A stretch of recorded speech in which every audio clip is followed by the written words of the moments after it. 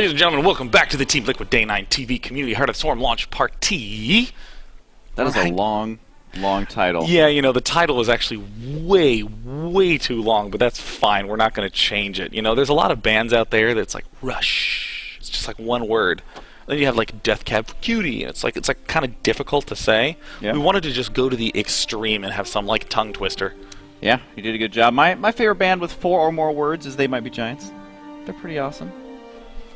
That is 4 words, okay. You do well in haikus. Yeah, I'm like still like counting like, did he break the rules?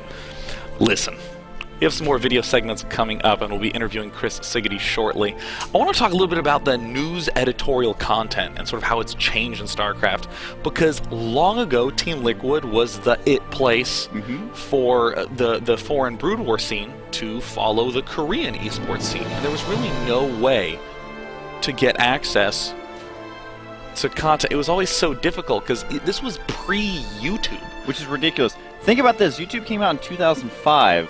Yeah. So when people like us were in high school, there's no YouTube. Like in our current state, we're like, oh yeah, I used to watch cat videos in freshman year of high school. That didn't happen. So actually finding this information was very difficult. And like you said, TeamLiquid was one of the only ones. But now there are many options out there. Yeah. YouTube is, of course, great. There's Reddit. There's still TeamLiquid. Yeah, so TeamLiquid. We still love them. That's why we're like partnering with them to do it. Yeah, TeamLiquid continues to be a complete giant, and it's just so crazy to see how far that everything's come. Because back then, it was basically somebody who had just watched a lot of StarCraft would voluntarily write an in-depth post reporting on a match that had happened, hyping a match that was to come. They'd organize viewing events. People would...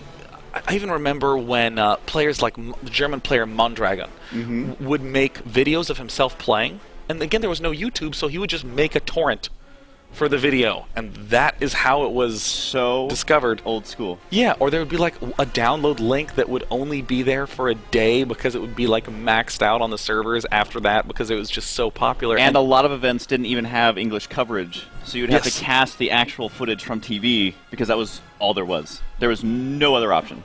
Yeah, and now, I mean, TeamLiquid is just like a full-on ESPN style of esports page. You go there, there's front page news highlights, updates on all the major tournaments.